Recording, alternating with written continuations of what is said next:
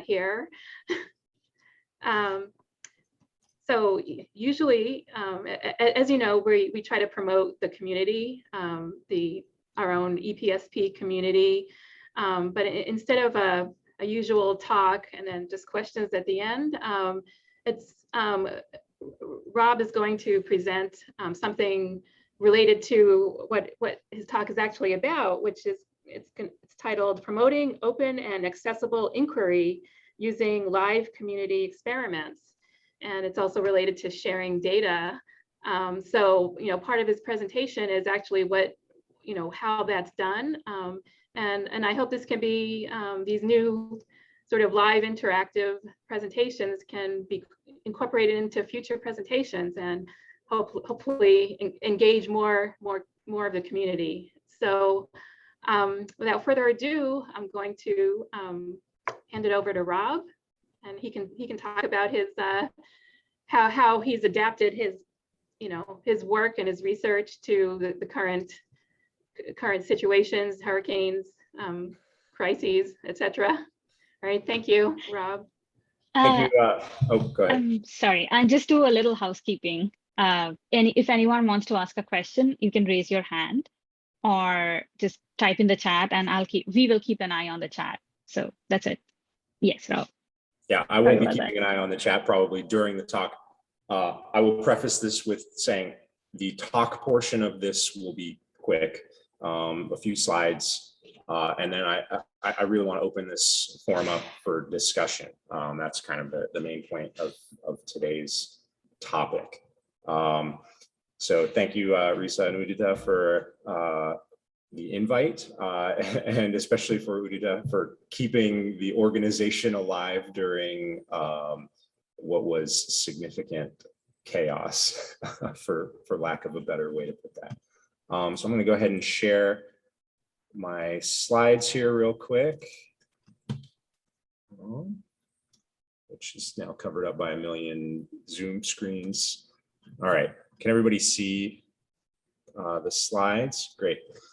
Yeah, so it's glad to have everybody here this morning. I see some familiar faces, including familiar to this particular topic, which is great. So I'm coming to you actually from in my lab. You can tell by the atrocious sodium vapor lighting that I'm in my Flume lab right now. I've got my main channel behind me. And this discussion is really about trying to come up with better ways to not just share our data and make our data more available, but actually make the experimentation process more available to people and more accessible to people who might not have access to experimental facilities or the ability to come to experimental facilities. And I see some familiar faces who have been talking about similar subjects to this for a long, long time, dating back all the way to the projects that I cut my teeth in when I was a wee little grad student from the Sediment Experimentalist Network and so forth. So it's great to see the turnout here. So as mentioned, I'm Robert Mann at the University of New Orleans. We are back kind of in business. Mostly we all have power and internet. So we're going to be trying to spin up experiments here starting this fall. And I really wanted to get a discussion going about making this facility and others accessible for everybody. So I wanted to start off by thanking the people who were specifically involved in this little project. It's not a little project, this project. This came about really with the discussions with Julia Cisneros and Ann Barr, who will be leading a session at AGU, and this talk is sort of the preview of that session where we'll actually be running a live experiment. And the goal here is to sort of spark a discussion, get people thinking about it, solicit potential input, ideas for more data to collect to make this a more useful set of experiments, and potentially even solicit folks who might have a lab of their own to join in on this venture. And then Vamsi Ganti, I should also note who is a collaborator on the 2 grants that have funded the experiment that will actually be taking place, which is being funded by both an NSF EPSCoR grant and the Louisiana State Board of Regents. And before I go any further, I want to make some shameless plugs, again, for the session at AGU that will be happening here in New Orleans. Hopefully, please let it happen this year. We'll both be in person and online. That session is being led by Julia and Anne on understanding bed forms across a range of scales and environments. And then also another shameless plug before I go any further, if you're into this sort of thing, or if you have students who are, I'm looking for PhD students or master's students to work on this particular project to come help me run these experiments. So if anybody who's interested, have them shoot me an email. Starting as early as spring, hopefully in January, that'd be fantastic. All right, so a little bit about the motivation for this work, which I've kind of briefly touched on with the title slides. You know, sediment experiments can provide rich data sets to address a whole range of problems in geomorphology. Many of you may be sediment experimentalists yourself or have been experimental tangential. You know, we use them for a wide variety of scientific inquiry in geomorphology, sediment transport, stratigraphy, and so forth.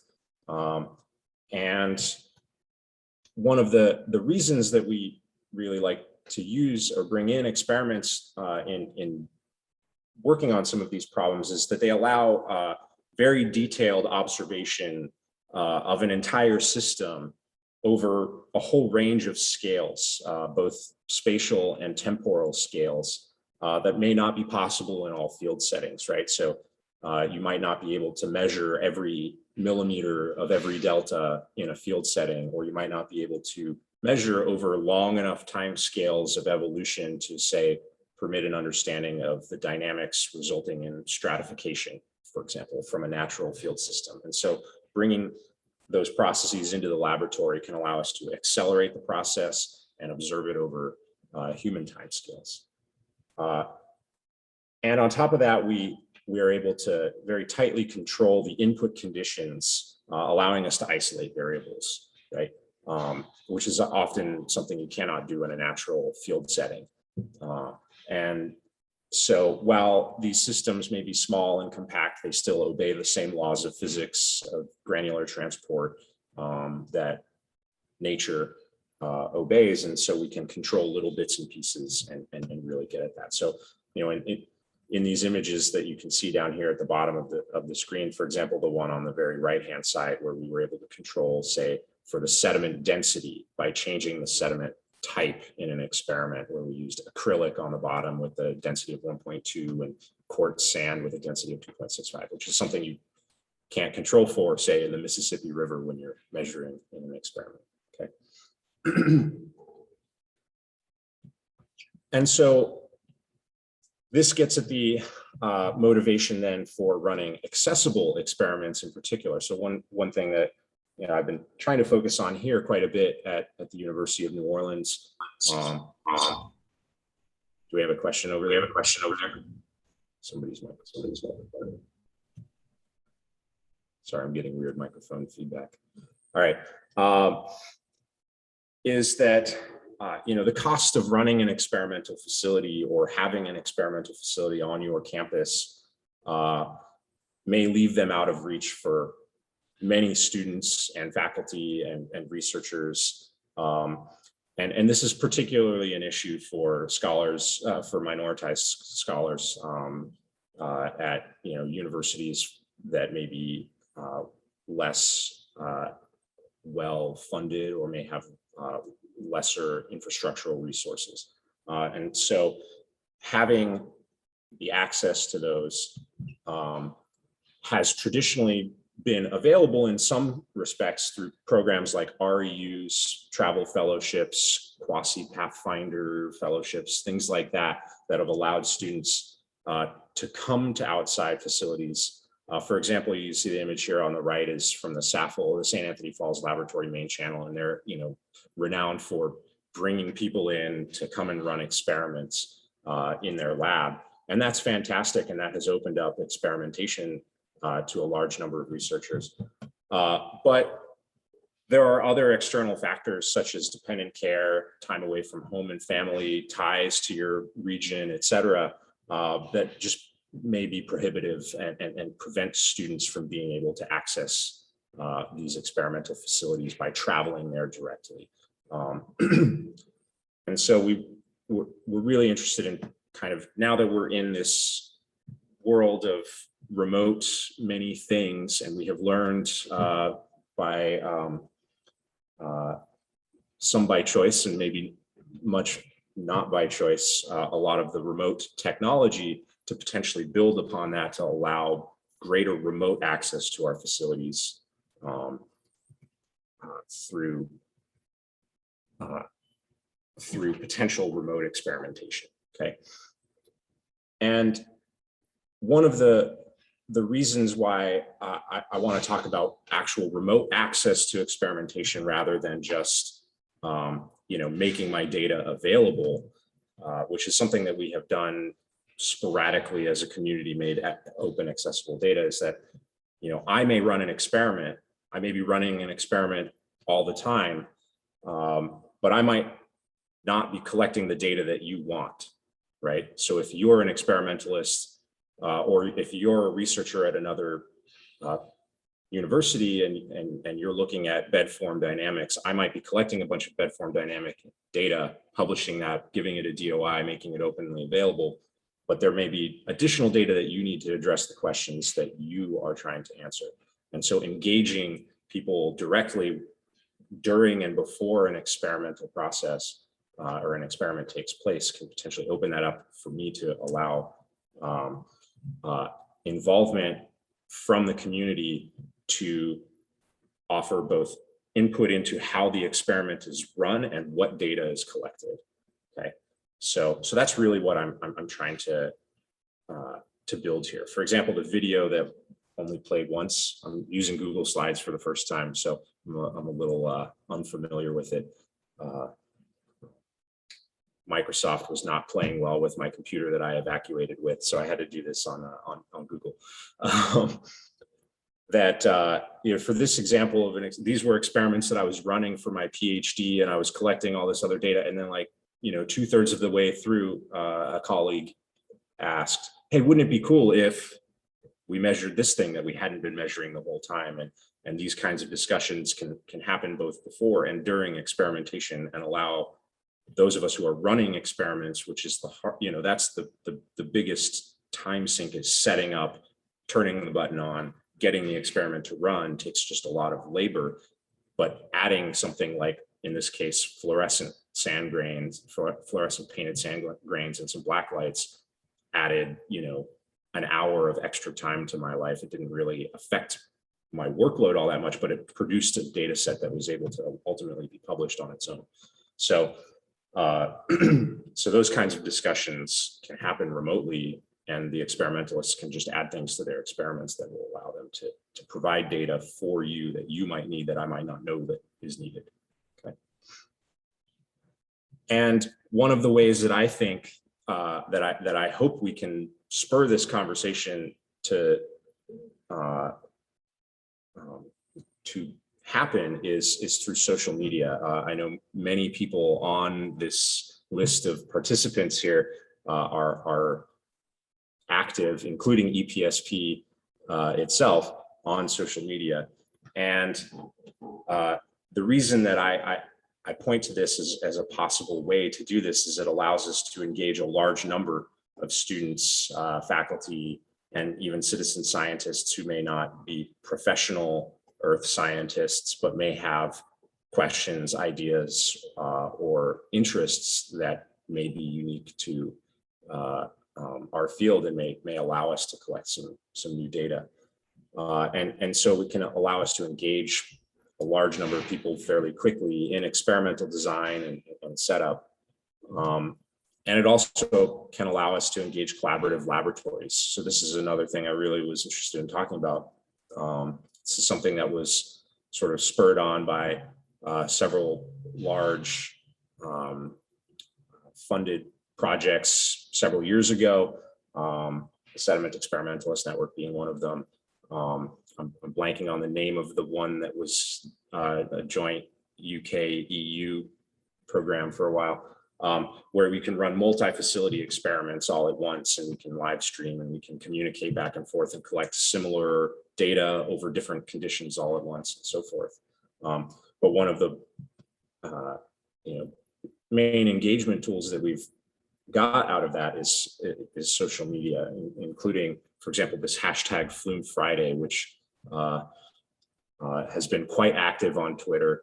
You'll often see tens of beautiful posts from laboratories all around the world on Fridays. So if you're not following that, you should. It has spurred a lot of conversations and a lot of collaborations based on that. And so I think there's a big role for that in this process.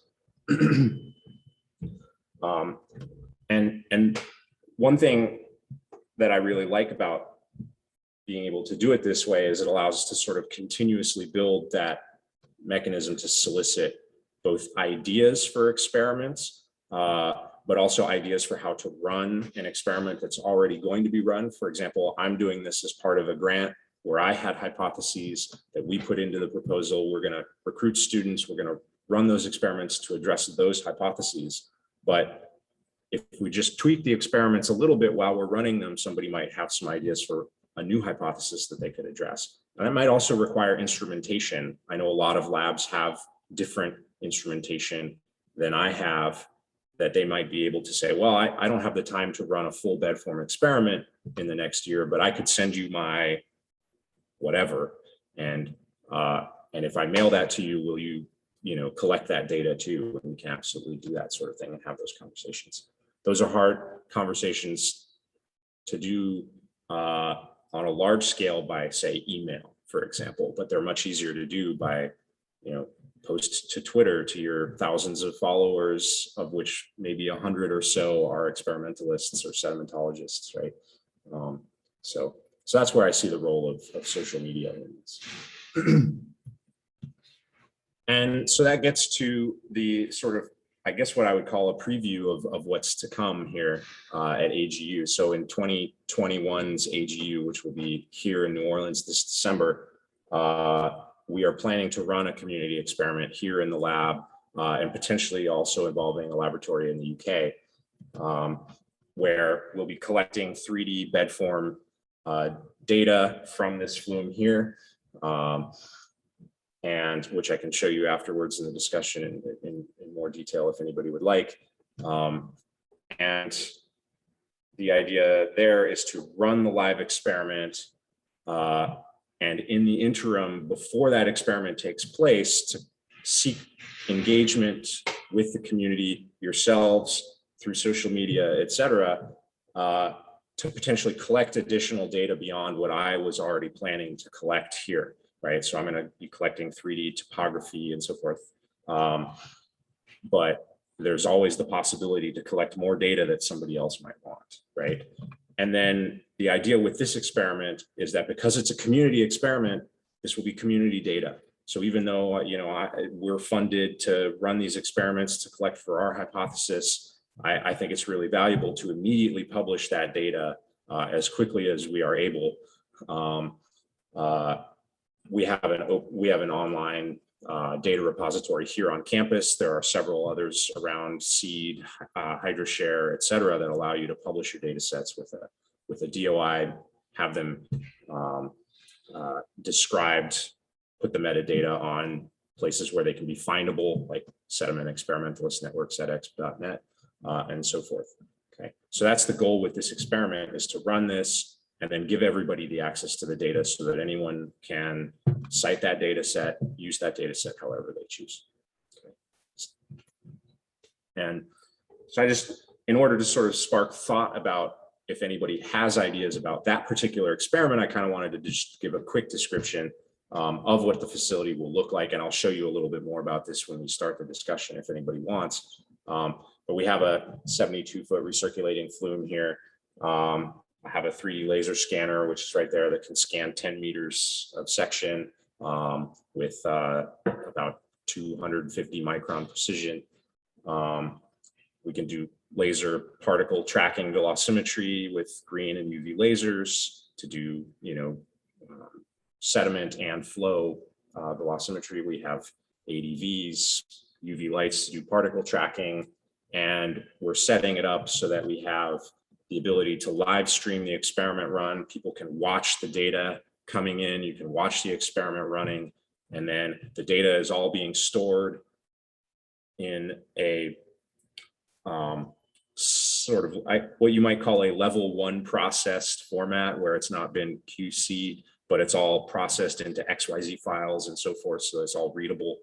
And that data set as a level 1 product can be dropped into a zip file, put on our data repository, given a DOI the next day, right?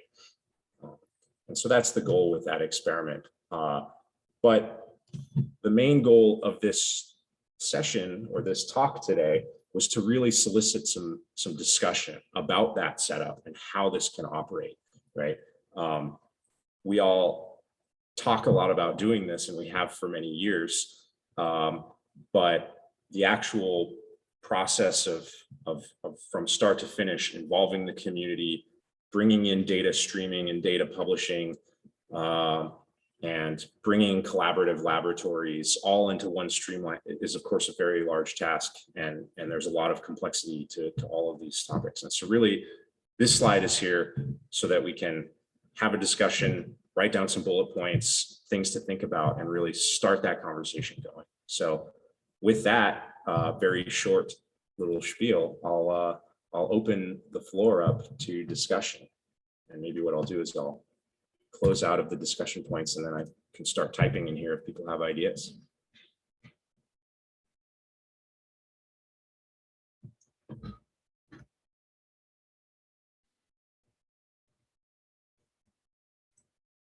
Does anyone want to open this up?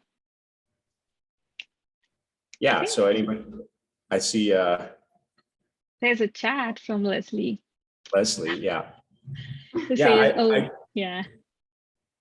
So she's to check if setexp.net is fully functioning. At least the last time I checked a couple of weeks ago, it is pre-IDA. I don't see why that would affect anything. So, but it does work. I have added to it, not too recently, but I know it's there.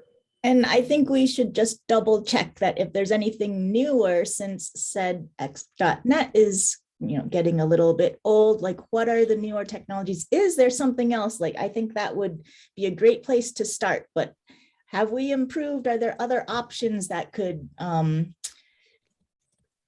get you even further now?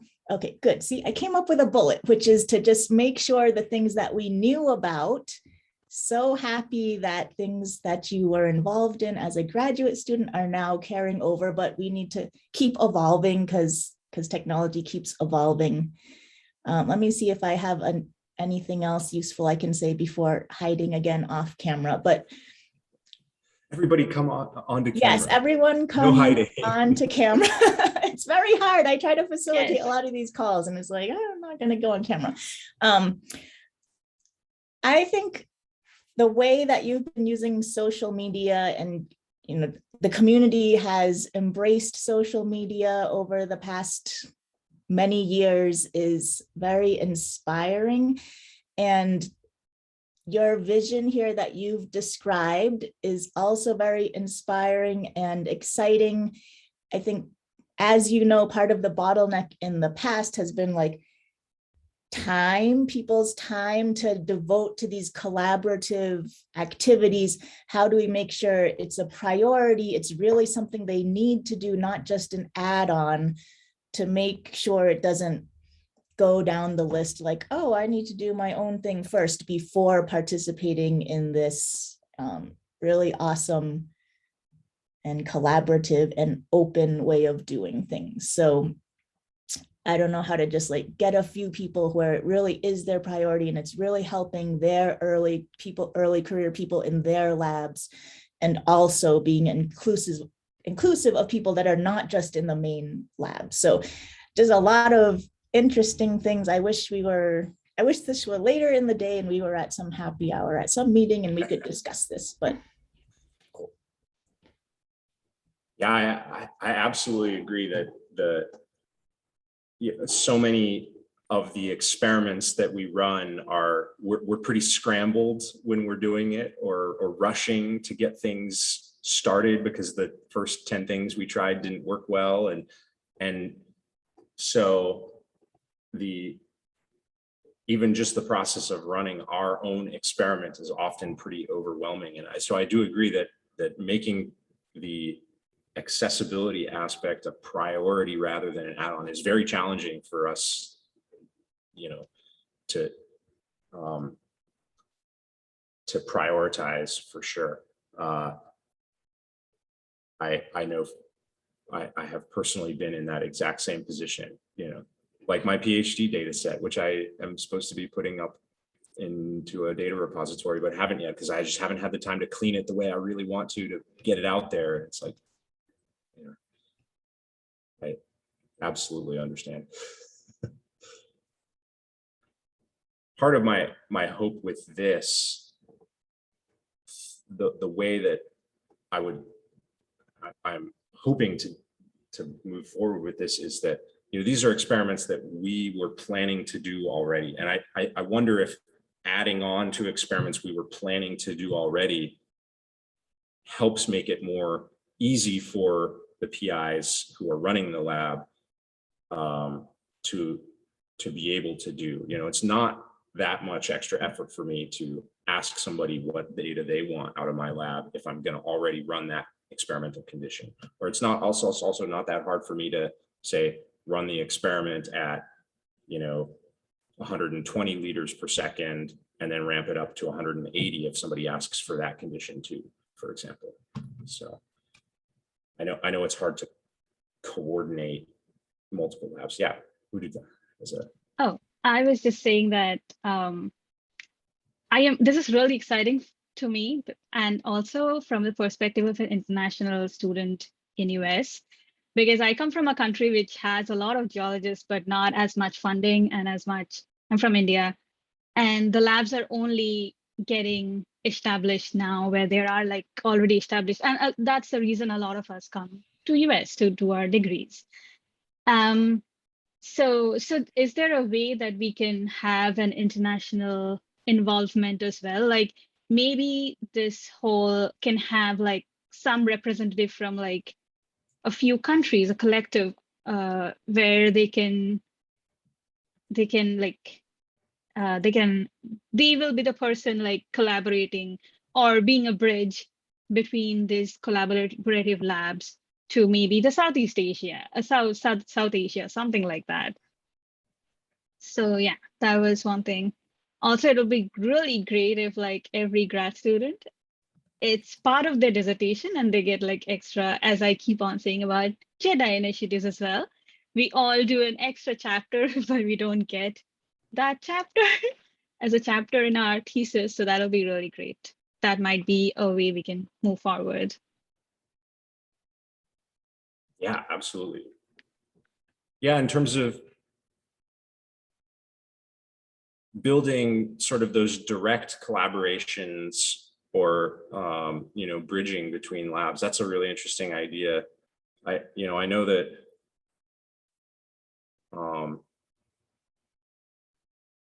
most of the projects that I know from the experimental side that have done that have all been Western countries collaborating, and I don't know of many that have directly involved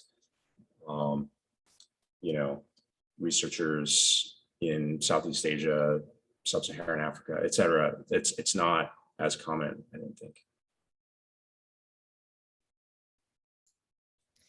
Rob, we've talked about this a lot, but of course it's exciting to see it moving forward. And I think one of the things that excites me is that, a graduate student can have an entire project from this data. And that's exciting because, you know, as new researchers come in, they have new ideas, they have new perspectives, and they're going to be able to take the data and these ideas forward in a way that you never considered or that you just weren't even thinking of. And that's really exciting in terms of moving the research forward. But that's only going to happen because we make these resources more accessible. Like, I'm very open about, you know, a whole third of my dissertation is from an open data set because I was running experiments and horrible things happened in my lab and my experiments got closed off and I couldn't, and then COVID happens, you know? And so for me, it's very close to my heart because I know that the only reason I was able to do that was because somebody was so gracious to put their data online and it was close enough to what I needed that I was able to get there. But I think that is a way that we can, you know, engage other people and excite them because everybody wants to see their research move forward. Everybody wants to see great things come from it. And so if we kind of present it like that, you know, like these new perspectives, new ideas, and, you know, I think that's going to be the exciting thing when hopefully when we see what comes from this community project and then kind of sharing the outputs from that. Maybe that's going to be like a AGU 2025, like the projects that came from our community experiment or something. One can only hope. That'd Yeah. be fantastic. Yeah, and part of my hope with trying to, you know, engage people at the experiment planning and setup stage is not only that they can help, you know, decide what data is collected, but, you know, one of the big barriers to, you know, taking and using somebody else's publicly available data is, even if they have the most perfect metadata and data structure, you still lack a little bit of context for being there, right?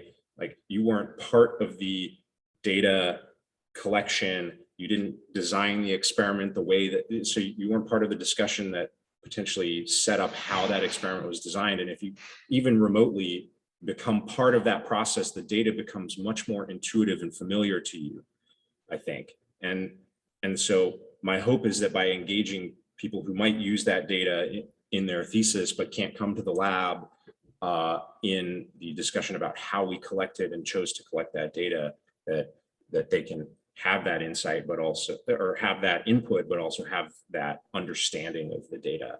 You know, I've opened up so many data sets from collaborative labs where I'm just like, oh, it's going to take me a year just to figure out why it was done this way so that I can write my methods section about this data. I just run the experiments myself, you know? So I hope that involvement makes it more usable information. I think there was a chat from Rob Dollar about the same, similar. Also, Riza had her hand up. So. Yeah, it's part of it is related to Robert Dollar's question. I guess just to expand on that, I was wondering is there currently an established network of labs doing this, or are they kind of on a spectrum? And I was wondering, I mean, it's part of this question here. Like, it seems kind of intuitive that a centralized, you know, website is needed, you know, to find out about what people are doing and how to collaborate with them. And I guess I was just wondering, like, if someone wants to be a part of it, like, are there requirements? Like, do you have to have like some research established kind of lab set up, or like I have a sort of homemade Flume, but how would you become a part of the network? How do you find out the questions people are asking so that you can go and collaborate with the right person? Let's see, trying to compile this into a note that I can keep remembered.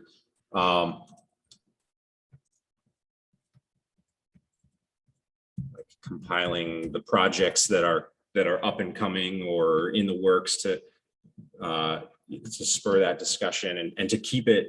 I know things get lost, like from a week ago on Twitter, for example. So if you start that conversation on Twitter it's going to be hard, it's hard to keep a thread engaged over that period of time. So I know I'm blanking on the name of the European collaboration that did this. I think that funding has been sunsetted by now, but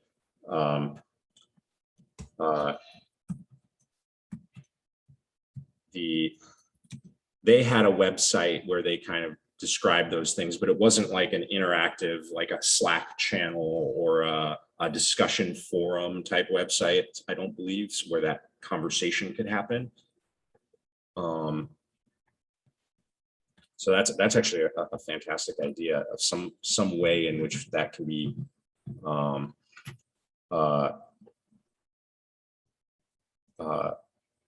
like kept in one place.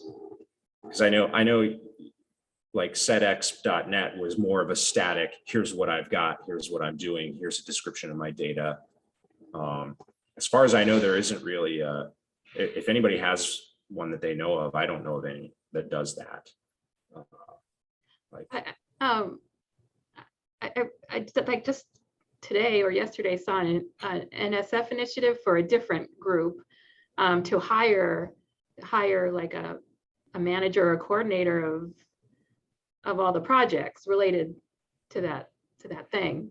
Mm-hmm. So I'm just wondering if like a bunch of groups get together and form an NSF cluster maybe, then someone can be hired to manage the collaborations and stuff like that. I don't know. I'm sure there are all kinds of things to be done.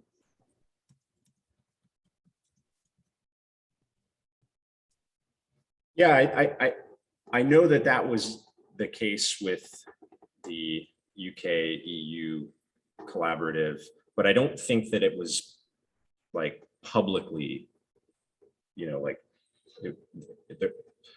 that's the component that I think would be really cool to have if there was somebody managing that, or if it was done via a forum or something like that, to have it totally out there so that anyone could chime in.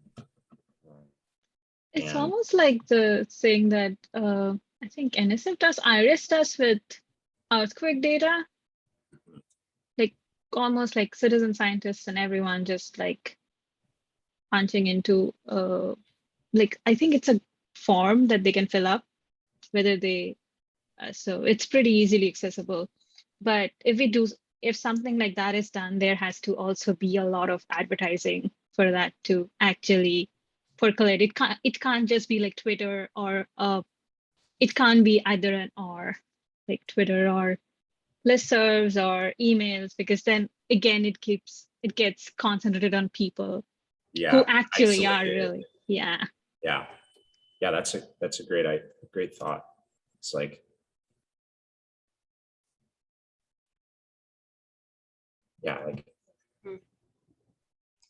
Hey Rob, I had a question for you about the publishing sort of side of things.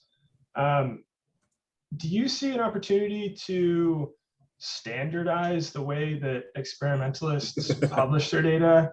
Like, is there any kind of minimum set of best practices that could be described that might be useful, or is everyone's sensors and setups and everything just too different that it's pie in the sky? This is a very, very, very large can of worms. Yeah. As I have been in rooms with many people in this chat, Leslie being chief among them, discussing this exact thing of data standardization and interoperability of data, standard naming. I know we've had this conversation ad nauseum for years, is that experimentalists for much of our data are pretty, we don't do that very explicitly. Partly for the reason that you say, is a lot of experiments are done kind of one-off, or for a very specific question. And so the data that I collect from this flume is a little bit different in format and type than the data somebody else collected from their flume. And yeah, it's a problem, and it's a very important one. I don't have a personal answer. I think it's a really useful thing to discuss, though. Fair enough. It's a big question. Thanks, though.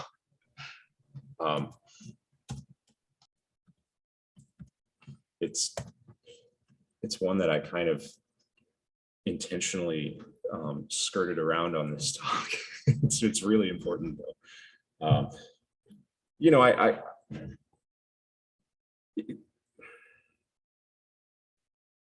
would love to envision a day where, you know, one person could write one piece of code and it could operate on everybody's experimental topography data. I wish we could do that. I would love to have that conversation. You know, and maybe using standard names that already exist for a lot of geomorphic sediment transport type problems. I know, you know, the CSDMS standard names exist for many of the things that we talk about, right? They certainly have standard names for flow velocities and topography and so forth. So I don't think it's impossible. I think it's one of those, how does it become a priority and not an add-on situation, like Leslie said? You know I have been bad about doing it because it takes a lot of effort, and I write my own code scripts for all my experiments, so I just you know, it doesn't add anything for me, but it's absolutely would add something for somebody else. That's a great point. Yeah, thanks for your answer. What do we got? There are some questions on the chat, as well as some great suggestions and resources.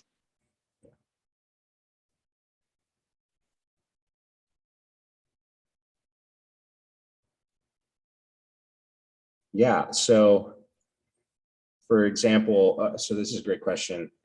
For non-experimentalists who might be experiment curious or be interested in using experimental data, but haven't necessarily run experiments, what is possible and what is not? I think that's true in any field, I'm sure many of us have run into questions from colleagues about why didn't you collect this, or what about that in any of our data collection situations, whether it's in the field, whether it's in the lab or numerical.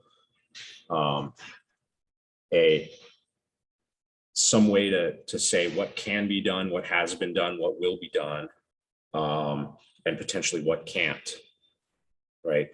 Those limitations may not be known to somebody who hasn't run an experiment. I know a lot of times I get asked about experiments. Can we just run this real quick? Like, nothing in the experiments gets run real quick. For example, you know, I think that's a really good point. Like, what are the limitations that people could know to allow them to feel more confident or more comfortable chiming in and asking to do something or to add something? That's a really great point. Let me see if I can find a way. I'm playing like one screen whack-a-mole with comments and chat. Wonder if that goes into community info. I can read the comments. Should we also, I can put these resources together and put them up on the EPSP Connects website.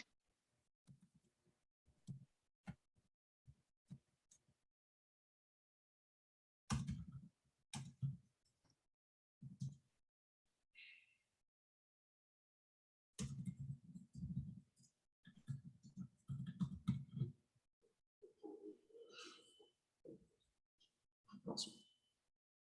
Am I missing? No, Julia talked about NCOM data. I think that was for the, open access data. And then, Leslie put up some resources about, the whole data standardizing and out of place old projects. So Leslie data. also has something about GitHub. potentially using GitHub. Yeah.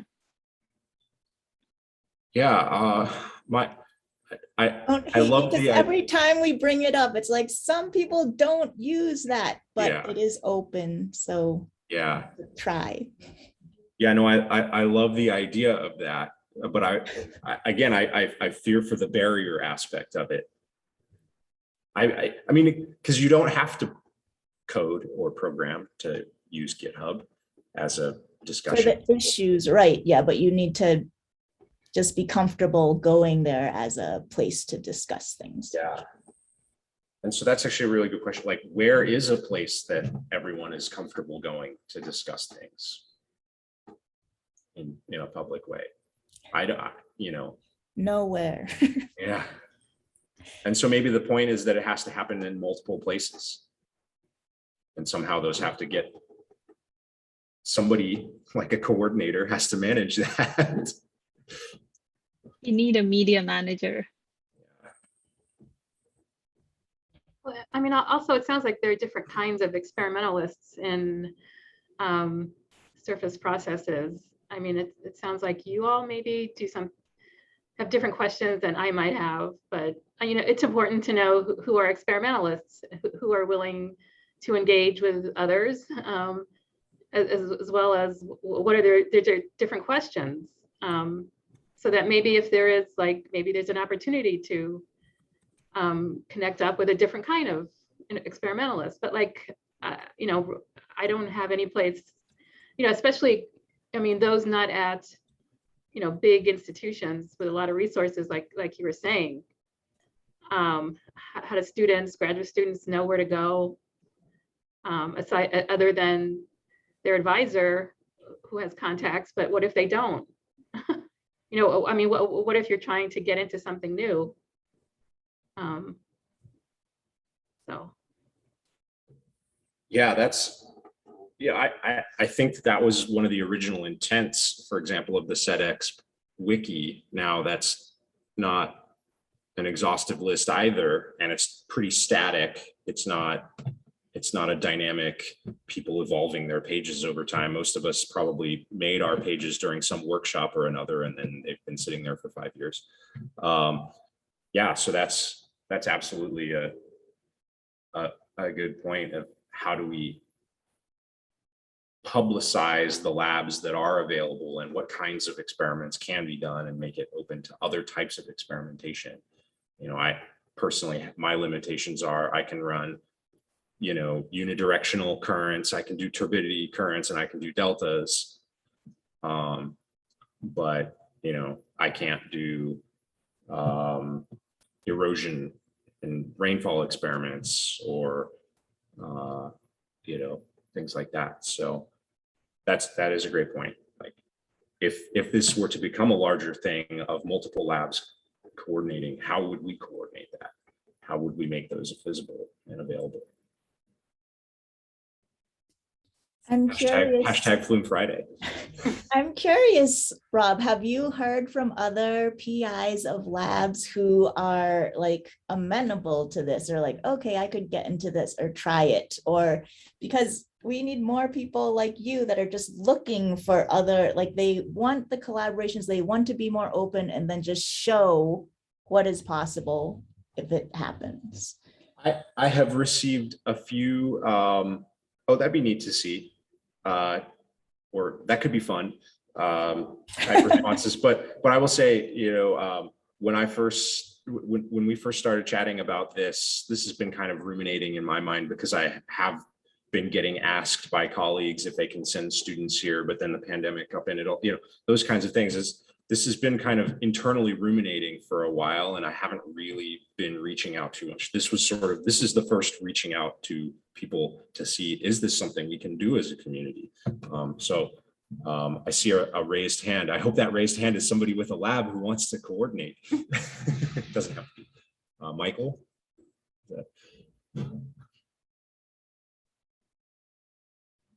Muted. Okay, can you see and hear me now? Yeah. Gotcha. Okay. So I'm starting a PhD at UNR using flume experiments to look at bedrock erosion, and I mean, I'd love to coordinate. I'm so new. I don't know. I'm not a very useful collaborator, but I will say that as far as like we've been talking about, where's that one spot we can share information, and it's kind of been like popping up that like there is no one spot. And I think that, these things like Flume Fridays, like I'm building a Flume. I heard about this. I've been loving Flume Fridays. Like I'm going into the lab in an hour to work on my Flume. And I think just trying to put it out there in a ton of spots, and the people who are interested, as long as there's all these inputs, somebody's going to find it and get in somehow and start asking like, oh, you have that data, can I get it? So I don't know if there's that one way or that one website or the one standardization, but I think that just the fact that people are trying this these days, that you're out there trying to get more people involved and asking if somebody else needs some data from your thing. I think that, just pushing in the right direction is a complete win. So, I just want to say thank you for that. There wasn't really a question in there, just like an acknowledgement that although it's not fully done, like I think that this effort to make this happen is like kind of the way to do it. So awesome. I appreciate that. Yeah, I mean, like I said, this is just starting out. And again, part of the motivation was like, there were students on funded projects who were supposed to come here this year to my lab to run experiments and just couldn't because of COVID. So, if there's ways to get it out there to other people, we'll try what we can. And we definitely are open to as many ideas as possible. I personally am pretty active on Twitter, and Flume Friday is my favorite part of the week, not just because it's on Friday and the weekend's tomorrow, but now it's making me sad because it's not the weekend tomorrow. I would love to see this be a thing that we could coordinate with multiple fronts. Because again, maybe GitHub is a great place to do it for some aspects, and some people might not be there on GitHub, but maybe there's a way to, come at it from there, come at it from Twitter, come at it from setx.net, where everybody puts in that, maybe there's a term or a symbol or a phrase that we can use in the titles of our laboratories on setx wiki that just says that we are open to this. Or maybe there's a more dynamic component we could add to that page so that we're not reinventing the wheel, where people are just adding in, maybe there is a discussion forum section that we could add to a wiki. I don't know if that works or not. I don't know if anyone has opened up the back end of setx in 5 years, but Leslie is shaking her head. It would have been you or Raleigh, right? So all these are things I would love to keep that discussion rolling. Of course, my email is always open for those kinds of conversations too. I should also note that. Yeah, and I think Rob said something like that in the chat as well, that another way might be to allow students, scholars, etc., pose their research problems, then have experimentalists or other answering queries or passing on to other relevant labs. So kind of like a help desk. Yeah. That might get more experimental labs actively joining in and more science, but also a time.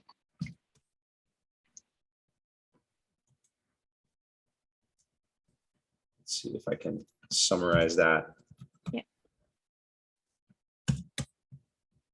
Sort of like a match your question to a lab kind of Yeah. thing. That would be really cool. Yeah. Like, oh, I have this idea. Oh, here's these 10 experiments that are going on. Maybe this person thinks that this could work for them. Yeah, exactly. Something like that. I like that. Yeah. So we are coming up on the hour. So, but this was such a great discussion, and I'm so glad you could do this. Yeah, this is with fantastic. Everything that sort of was going on. Yeah. This is way more fun than my original talk idea. I'm I'm not going to say that I'm glad that a hurricane had me without power for a week and evacuating for 3 weeks, but to make it so I couldn't make that talk, but this was more fun. This was, and maybe we'll have more more EPSP Connects in this format, because this has been really, really great for everyone. Thank you so much, Rob. And Yeah, thanks thank everybody. you so much, everyone else. Yeah, feel free to get in touch with me via email, Twitter, wherever, and stop by for our AGU talk, or contribute to the experimental process as we hype it on, probably on Twitter mostly, maybe through listservs. Appreciate it, everybody. Thank you. Yeah, for those of you who left, just keep track of next month's seminar. It's going to be Jocelyn West on social vulnerability to natural hazards and climate change. That's on October 13th. So just keep your eyes open for that. Awesome. Thanks, Rob. Okay. Thanks everybody. Bye. Thanks.